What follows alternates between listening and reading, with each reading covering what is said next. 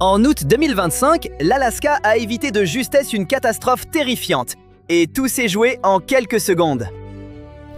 Tôt le 10 août, un pan de montagne du fjord de Tracy Arm s'est soudainement effondré. Des millions de tonnes de débris ont frappé le fjord presque instantanément. Si des bateaux de touristes s'étaient déjà trouvés à l'intérieur, des milliers de personnes auraient été piégées là, englouties par un gigantesque mur d'eau déferlant à travers la zone. L'impact a déclenché un énorme tsunami, le deuxième plus important jamais enregistré dans l'histoire moderne, et le plus grand lié à un glissement de terrain. La vague a déferlé dans le fjord et est remontée sur le versant opposé. La hauteur de cette vague d'impact atteignait près de 480 mètres. C'est plus haut que presque tous les gratte-ciel de la planète. Seuls quelques bâtiments au monde sont plus hauts. La force de l'effondrement a été extrême elle aussi. Des capteurs sismiques du monde entier l'ont détecté. Au début, certains instruments l'ont même perçu comme un séisme. Mais il n'y avait aucune activité tectonique. L'eau ne s'est pas calmée non plus ensuite. Pendant plusieurs jours après l'effondrement, des vagues géantes allaient et venaient dans le fjord. Ce mouvement dangereux s'appelle une sèche. C'est quand, au lieu d'une seule vague qui frappe et disparaît, tout le plan d'eau oscille, comme une baignoire secouée. Mais le plus troublant, c'est ce qui pourrait avoir causé cette catastrophe. Voyez-vous, un immense glacier, appelé le glacier South Sawyer, reculait toujours plus profondément dans le fjord à mesure que les températures montaient. En réalité, ce glacier agissait comme un gigantesque mur de soutien pour les montagnes environnantes. Il aidait à maintenir les parois abruptes de la vallée. Et une fois que le glacier a reculé au-delà d'un certain point, la roche a perdu son appui. Des fissures ont commencé à se propager dans la pente. L'eau de pluie s'est infiltrée profondément dans la roche affaiblie, et le sol est devenu instable. Finalement, tout le versant de la montagne a cédé. Mais une chose a failli transformer cette catastrophe naturelle en drame impliquant des milliers de personnes. Des navires de croisière devaient entrer dans le fjord de Tracy Arm plus tard ce même matin. Les touristes s'y rendent régulièrement pour voir de près les glaciers et la faune. Si le versant s'était effondré quelques heures plus tard, des navires auraient été en plein cœur du fjord quand le tsunami l'a traversé. Ils auraient été engloutis en quelques secondes. Dans un endroit comme Tracy Arm, il n'y aurait eu presque nulle part où fuir. Un fjord, c'est en gros un long chenal étroit entouré de parois montagneuses abruptes. Donc, quand des millions de tonnes de roches ont percuté l'eau, toute cette énergie s'est retrouvée piégée et comprimée à l'intérieur du fjord. C'est l'une des raisons pour lesquelles la vague est devenue incroyablement haute. Quand des chercheurs ont visité la zone plus tard, le lieu semblait dévasté. D'énormes pans de la montagne paraissaient arrachés, et des arbres étaient brisés et projetés partout. D'immenses morceaux de terre et de végétation avaient disparu, et les falaises étaient couvertes de profondes cicatrices. Les scientifiques ont comparé l'événement au tristement célèbre méga tsunami de la baie de Lituya en Alaska en 1958, le plus grand tsunami jamais enregistré. Mais il y a une différence. La catastrophe de la baie de Lituya a été déclenchée par un séisme. Pas celle de Tracy Arm, ce qui a rendu l'effondrement bien plus difficile à prévoir. Il n'y a eu presque aucun signe avant-coureur juste avant l'effondrement de la montagne. Alors les chercheurs ont dû remonter le fil en étudiant des images satellites, des relevés radars et le mouvement du glacier pour comprendre ce qui s'était vraiment passé. Et ils ont découvert quelque chose d'inquiétant. Le glacier South Sawyer rétrécissait déjà depuis des décennies à cause de la hausse des températures. Mais au seul printemps 2025, il a soudain reculé d'environ 500 mètres. C'est une quantité énorme de glace qui disparaît en quelques mois seulement. Et ça ne se produit pas qu'à un seul endroit. De nombreux versants montagneux en Alaska et dans d'autres régions froides du monde se fissurent lentement et deviennent instables au-dessus de glaciers qui s'amincissent. Et c'est alarmant! On ne comprend toujours pas pleinement à quelle vitesse ce processus peut se produire. La plupart des gens entendent le mot tsunami et imaginent de gigantesques vagues océaniques causées par des séismes. Mais des événements comme Tracy Arm montrent que la hausse des températures peut aussi déclencher d'énormes tsunamis dus à des glissements de terrain. À l'heure actuelle, le risque qu'un navire de croisière soit frappé par l'une de ces vagues est encore considéré comme faible. Mais on continue de construire des infrastructures dans des zones instables. Pensez aux ports, aux circuits touristiques, aux camps miniers, aux installations pétrolières et même aux villages côtiers. Ça veut dire que les enjeux augmentent. Les gens vont dans les fjords d'Alaska pour voir les glaciers et la nature sauvage. Mais ces endroits deviennent plus dangereux d'année en année. L'Alaska est particulièrement à risque, car on y trouve des montagnes abruptes, des voies d'eau étroites, des séismes et des glaciers qui fondent vite, tout ça réuni. Alors aujourd'hui, les scientifiques se hâtent d'améliorer les systèmes d'alerte avant le prochain effondrement, car la prochaine fois, les gens n'auront peut-être pas le temps de fuir. Comme ce fut le cas en 1958, tard dans la nuit, un énorme séisme a frappé près d'un endroit appelé la baie de Lituya. Le séisme a littéralement arraché un pan de montagne. Environ 30 millions de mètres cubes de roches se sont soudain détachés bien au-dessus de la baie. Et toute cette roche a chuté d'environ 900 mètres, droit dans l'eau en contrebas. L'impact a propulsé un gigantesque mur d'eau à travers le fjord. L'eau a jailli sur le versant opposé et a arraché arbres et terre, jusqu'à 524 mètres de hauteur. À ce jour, c'est encore la plus grande vague de tsunami jamais enregistrée. Pire encore, la vague ne s'est pas contentée de rester dans la crique. Elle a déferlé sur la terre, séparant les deux parties de la baie et a continué à filer dans le fjord vers le golfe d'Alaska. Des millions d'arbres ont été arrachés du sol aussi facilement que des cure-dents. Les scientifiques ont compris plus tard que toute la zone était quasiment faite pour une catastrophe pareille. La baie de Lituya, c'est en gros un immense piège étroit entouré de montagnes abruptes. Alors quand toute cette roche a percuté l'eau, l'énergie n'avait nulle part où aller et elle a explosé vers l'avant. Il y a une énorme faille qui passe sous la baie et au fil du temps, des glaciers ont creusé de profonds chenaux à travers les montagnes. Ensemble, ces éléments ont façonné une voie d'eau étroite qui agit presque comme un boulet de canon, en canalisant tout vers l'avant. Donc, après le passage du tsunami, l'endroit avait un air totalement apocalyptique. Des forêts entières avaient tout simplement disparu. Il ne restait que de la roche sur les versants où des arbres se dressaient encore quelques minutes plus tôt. 5 personnes ont perdu la vie au total. 2 ont péri près de l'entrée de la baie quand leur bateau a été submergé presque instantanément. Un autre bateau de pêche a été soulevé par la vague et emporté par-dessus une pointe boisée. Hélas, ceux qui étaient à bord n'ont pas survécu au choc contre la terre ferme. Quelques pêcheurs ont échappé au pire par chance. Ils étaient ancrés aux bons endroits, là où la force de l'eau était un peu moins extrême. Les dégâts ne sont pas restés locaux. À Yakutat, tout près, la vague a frappé des quais, des ponts et des oléoducs. Elle a sectionné des câbles de communication sous-marins. Encore plus loin, des localités comme Pélican et Sitka ont signalé des dégâts plus légers, mais tout de même importants. D'ailleurs, on savait depuis longtemps que la baie de Lituya représentait un grave danger. Quand l'explorateur français Jean-François de Gallo-La-Pérouse atteignit la baie de Lituya en 1786, il remarqua aussitôt quelque chose de troublant. Autour de l'étroit fjord du sud-est de l'Alaska, la forêt ne se fondait pas dans le paysage. Au contraire, elle s'interrompait brusquement, comme tranchée par une lame. Cette ligne nette à travers les arbres semblait presque surnaturelle. Ce fut le premier indice que cette baie d'apparence paisible était tout sauf sûre. Puis vint le deuxième. La Pérouse envoya 3 petites embarcations vers l'entrée de la baie pour mesurer la profondeur de l'eau. Le temps était calme, presque serein, aucun signe de danger. Mais à l'intérieur de l'étroit fjord, de puissants courants régnaient. L'eau se tordait et déferlait de façon imprévisible, entraînant les embarcations vers le fond.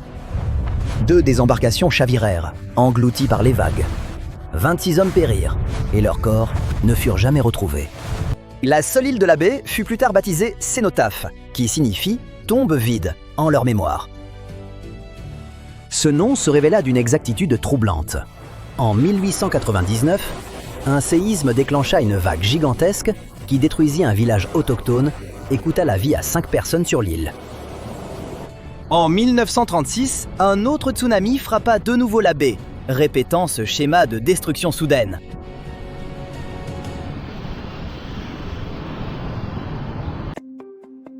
Profondément sous le Dakota du Sud, au Sanford Underground Research Facility, Des ouvriers creusent des cavernes à près de 1500 mètres sous terre.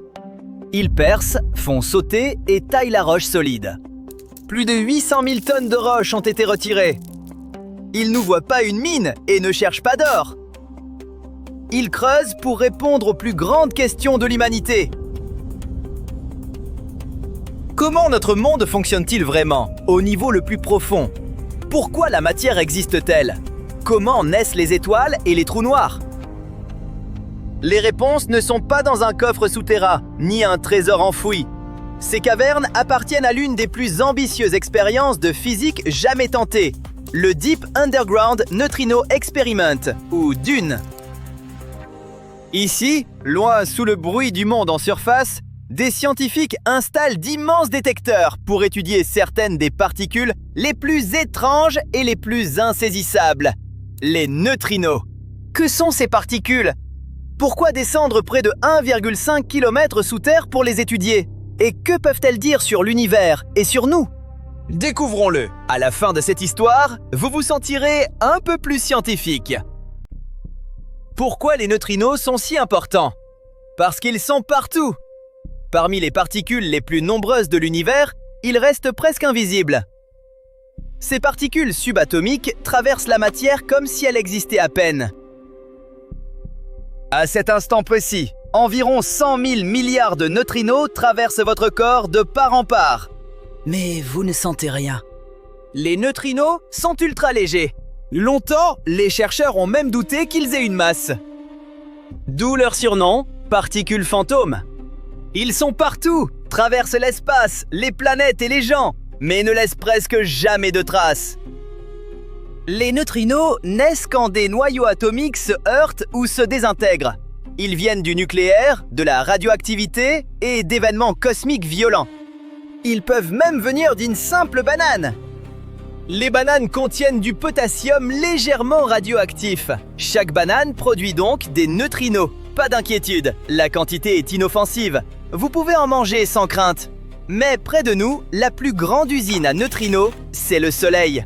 Au cœur du Soleil, la fusion nucléaire tourne sans arrêt et libère des quantités vertigineuses de neutrinos. Le Soleil en inonde notre système solaire à chaque seconde. Au-delà, il existe des sources encore plus puissantes. Des étoiles qui explosent, des supernovas et peut-être même des trous noirs. Les neutrinos pourraient aussi être liés à l'un des plus grands mystères de la physique moderne, la disparition de l'antimatière. Selon nos meilleures théories, le Big Bang aurait dû créer autant de matière que d'antimatière, faite de particules à charge électrique opposée. Quand elles se rencontrent, matière et antimatière s'annihilent en énergie pure. Et pourtant, nous vivons dans un univers presque entièrement fait de matière. L'antimatière a disparu. Mais pourquoi? Les scientifiques l'ignorent. Une hypothèse majeure, les neutrinos ont fait pencher la balance. Au tout début de l'univers, neutrinos et antineutrinos auraient pu se comporter un peu différemment. Ce léger déséquilibre pourrait expliquer pourquoi la matière a survécu et pourquoi galaxies, étoiles, planètes et humains existent. Les neutrinos pourraient révéler le fonctionnement de l'univers, ses débuts et sa survie. Mais il y a un problème. Pour étudier les neutrinos, il faut les attraper, observer leurs interactions, mesurer leurs propriétés, voir comment ils changent. C'est extrêmement difficile. Voilà pourquoi on creuse d'immenses cavernes dans le Dakota du Sud. Pourquoi sous terre? Pourquoi pas dehors, dans un champ, sur une montagne ou sur une plage ensoleillée? Parce que les détecteurs de neutrinos ont besoin de silence. Pas un silence sonore, un silence radiatif. Les détecteurs de neutrinos sont énormes et ultra sensibles. Ils doivent repérer des événements rarissimes, mais la Terre est bombardée par les rayons cosmiques et le rayonnement de fond. En surface, ces signaux noieraient les données. Descendre profondément sous terre règle ce problème. D'épaisses couches de roches forment un bouclier naturel. Elles bloquent les radiations parasites et créent un calme où les neutrinos peuvent se révéler. Voilà pourquoi les détecteurs de DUNE sont enterrés. Au total, DUNE utilisera 4 détecteurs géants, chacun de la taille d'un immeuble de 7 étages.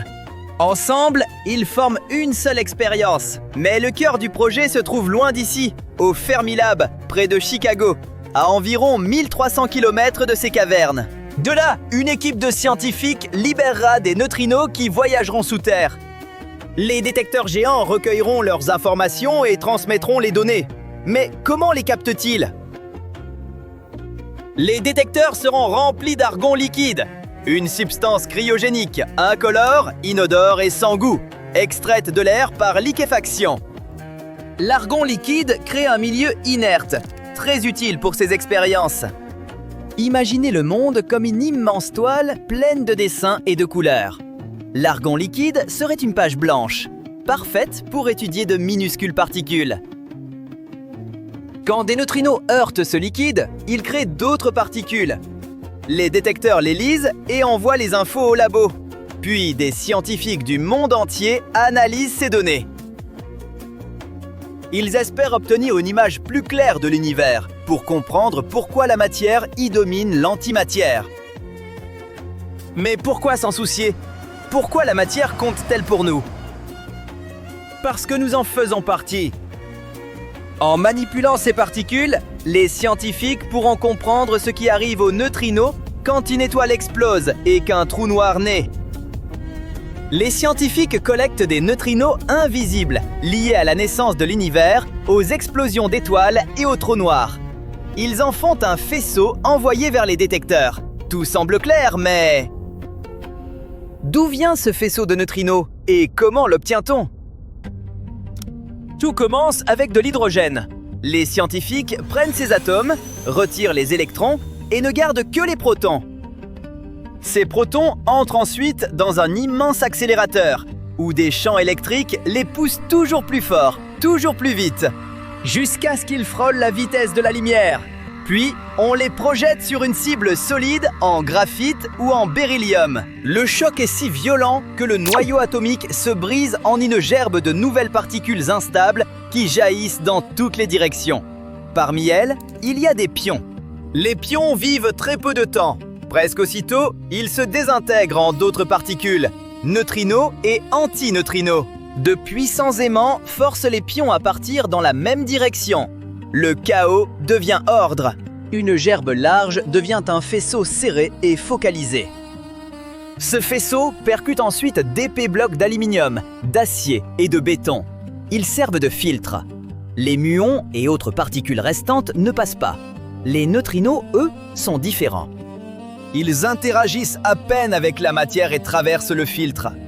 De l'autre côté ressort un faisceau propre de neutrinos. Aujourd'hui, les cavernes sont terminées.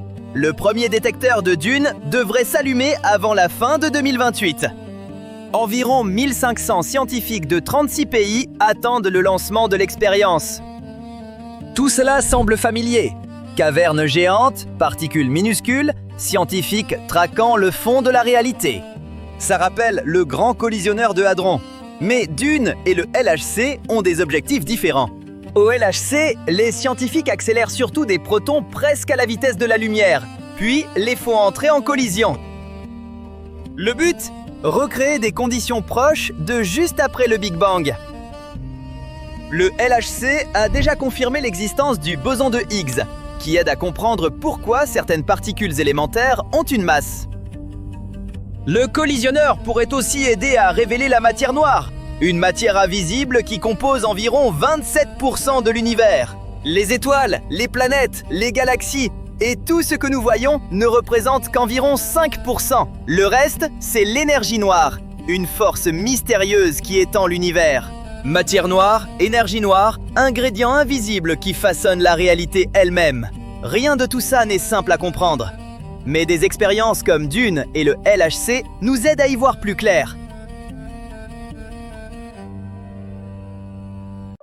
Au cours de l'année écoulée, l'Observatoire volcanologique de l'Alaska a enregistré plus de 3500 séismes et petites secousses autour du mont Spur, un gigantesque volcan recouvert de glace. En plus de cela, les images satellites montrent que le sol se déplace. Et lors de leur survol, les spécialistes voient que de plus en plus de gaz dangereux s'échappent des fissures, le genre de gaz qui peut provoquer des pluies acides et déranger les oiseaux, au moins pendant quelques jours. Les chercheurs disent que la question n'est pas de savoir s'il va y avoir une éruption, mais quand. Personne n'a de réponse à ce sujet, mais les habitants d'Anchorage suivent la situation de près. Mais que se passe-t-il lorsqu'un volcan glacé perd son calme, avec une grande ville à seulement 129 km? Le mont Spur fait partie de l'arc des Aléoutiennes, une chaîne volcanique qui s'étend sur environ 1931 km, à travers le sud-ouest de l'Alaska. Cette région fait partie de la célèbre ceinture de feu du Pacifique, connue pour ses volcans et ses redoutables tremblements de terre. En fait, 90% des tremblements de terre annuels se produisent le long de cette ceinture. Malgré cela, les gens se pressent en masse pour visiter ces lieux. Le tourisme volcanique est bien vivant. Il est surveillé et sûr, mais faites bien attention lorsque vous ouvrez une canette de soda dans les parages d'un tel monstre. Ce qui distingue le mont Spur des autres volcans de la région, c'est qu'il est l'un des rares grands stratovolcans à être recouvert d'un épais manteau de glace et de pergélisol. Cette couche glacée peut entraîner des éruptions violentes qui génèrent de la vapeur et des coulées de boue volcanique. Il possède également deux bouches principales. Le sommet, qui n'a pas connu d'éruption depuis plus de 5000 ans, et Crater Peak, qui s'est activé au XXe siècle. Une fois en 1953 et 3 fois en 1992. Un stratovolcan est constitué de nombreuses couches de lave durcie, de cendres et de roches provenant d'éruptions passées. Il peut entrer en éruption de manière explosive parce que son magma épais retient des gaz. Il accumule donc une pression qui peut finir par exploser de façon soudaine et spectaculaire. Comme une cocotte minute hermétiquement fermée, laissée sur une cuisinière et où la vapeur s'accumule jusqu'à ce que le couvercle saute. Le magma du mont Spur retient ces gaz jusqu'à ce que la pression devienne trop forte. Cela conduit à des catastrophes au lieu d'un écoulement rocheux régulier et calme. Et ce type d'éruption peut être dangereux en raison de ses effets. La cendre, les nuages et le gaz peuvent se répandre bien au-delà du voisinage du volcan. Lorsque Crater Peak a explosé violemment en 1953, il a projeté un immense nuage de cendres à plus de 10 km dans le ciel, affectant Anchorage et les régions de la zone. Près du cratère, toute cette masse chaude mélangée à de la neige, à de la glace et à l'eau des pluies, a entraîné des coulées de boue rapides qui portent le nom de lahars. Ces lahars ont dévalé les pentes du volcan, inondant les vallées voisines et obstruant une rivière avec des débris. Cela a détourné la rivière et affecté l'écosystème local. Lorsque vous avez ouvert une boisson gazeuse sous pression, vous pouvez la reboucher, sans craindre qu'elle explose comme la première fois et abîme votre plafond. Même si vous la remplissez à nouveau, cela ne changera rien. Vous pouvez la secouer comme un forcené, impossible d'y générer la même quantité de pression. Mais les volcans ne fonctionnent pas comme ça. Toute la lave ne s'échappe pas, et le réseau souterrain se déplace constamment. Une nouvelle matière brûlante se mélange à ce qui est resté piégé, provoquant de violentes réactions. C'est comme quand on jette de l'eau sur de l'huile chaude. C'est peut-être la raison pour laquelle, 4 décennies plus tard, en juin 1992, Crater Peak est une nouvelle fois entré en éruption. L'explosion a été puissante et soudaine. Son énorme panache de poussière a battu le record précédent en s'élevant à près de 14,5 km dans le ciel, perturbant les avions et entraînant un arrêt des départs aériens.